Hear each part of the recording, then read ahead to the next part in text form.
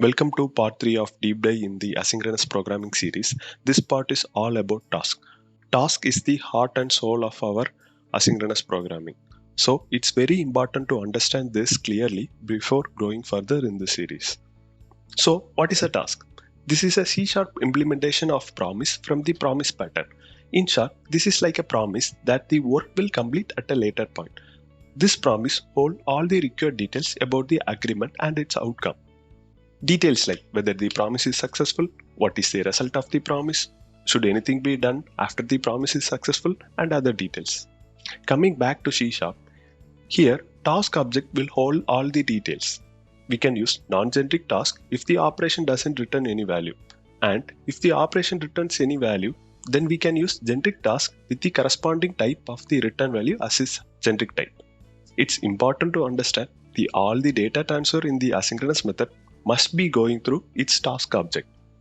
That means we can't use out parameter in asynchronous method. Till this time, we were implicitly creating task object using async-await pattern. But we can manually create task object if we need it.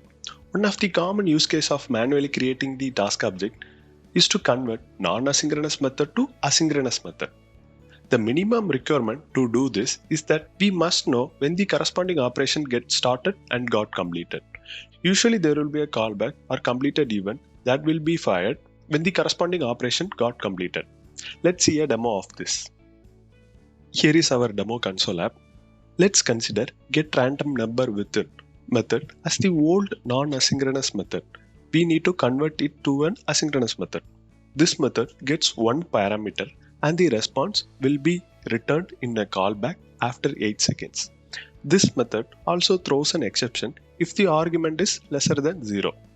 Don't look at the implementation of this method as this is not point of our demo. We need to convert this method to an asynchronous method. That is our focus. Here is our new async method. We can see that we are taking the same input argument, but for the result we have given the return type as task of int instead of a callback.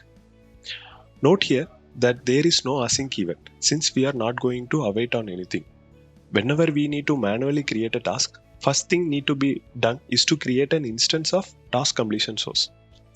Next we can call the original method. Here we need to configure the callback such that when the callback hits, it will set the result in the instance of task completion source. To set the result, we can use the aptly named method setResult. This whole part is in a try catch block. If any exception occurred in our code, then we need to set the exception as well. To set the exception, we can use the method setException. At last, we can return the newly created task. We have called the newly created method in our asynchronous main method. Let's run the application. Here we can see that the newly created task is returned immediately, but our code is asynchronously waiting since there is no result has been set in the task yet. After the result has been set, then the execution continues. Let's quickly check if the exception also working as expected. To throw an exception, I will give a negative value as the argument. Let's see what happens. As we can see, the exception is also thrown as expected. That's it for this demo. The next topic is cancellation token. One of the basic requirements of asynchronous programming is to cancel the asynchronous operation once it gets started. For that, we can raise a cancellation token to request the asynchronous operation to get cancelled. It's important to understand this is just a request. This doesn't guarantee that that task will get cancelled or cancelled immediately. The asynchronous operation can choose to obey or discard the request depend upon their needs. By convention, the parameter is named cancellation token and must be optional. As a rule of thumb, if the inner asynchronous method took cancellation token, then the caller should also take the cancellation token as a parameter. It is not mandatory to follow this rule. Once the task gets cancelled, it must throw operation cancelled exception. So we can give try catch block to catch this particular exception. Let's see a demo of cancellation token. This is our demo console app.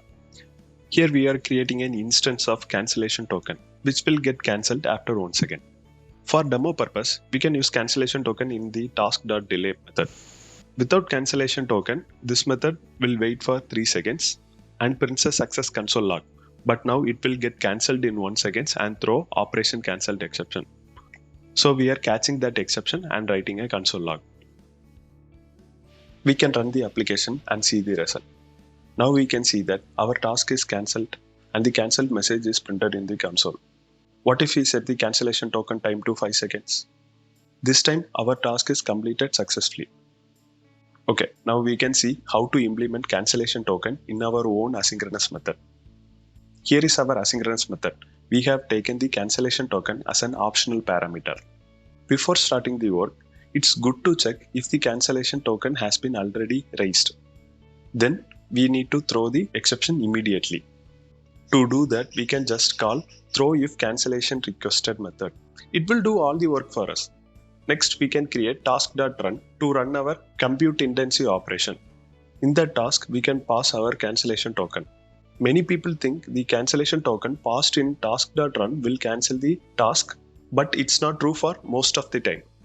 Cancellation token passed here doesn't stop the task if it was already started. The reason is that it is not safe to cancel a task without cleaning up its unmanaged resource if there is any. The only time it will cancel the task is when the task is not yet started but it is in a scheduled state. Then it will cancel the task. If the task is already started, then we need to cancel it ourselves. To do that, there are many methods. The most common method is to periodically check if the cancellation is raised or not. For that, we can use isCancellationRequested property. If it is true, then we can throw the exception.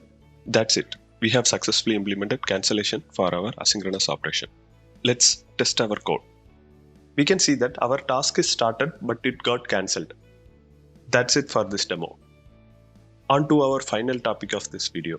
Sometimes we need to know what is the status of the asynchronous operation. For that, we can use progress reporting. It provides progress notification of asynchronous operation to the caller. Only some asynchronous method supports progressive reporting.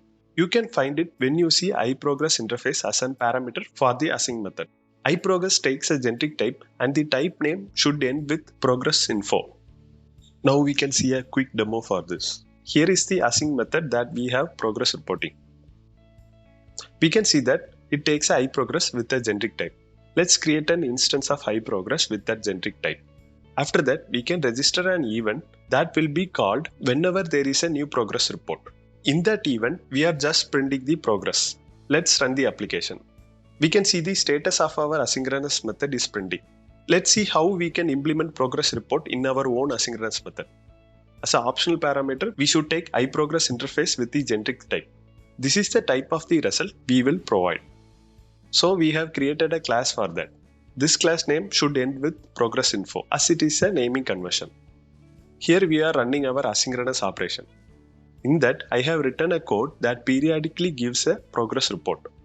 To give progress report, just call the report method and provide progress report as an argument for this method. That's all. One important note is that there is no standard on how or when or what to give us the progress report.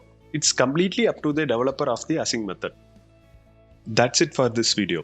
Up next, we will see how the execution magically jumps from one place to another when we use async await. After that, we have one of the must-watch videos of this series, which is all about blocking calls and deadlocks that will happen when we use asynchronous programming. Other than that, we have many more future videos planned in this series. One video will be a spot the error, which will test your knowledge about asynchronous programming. So subscribe to this channel to stay up to date. Also, don't forget to like this video if you feel this video deserves a like. See you soon.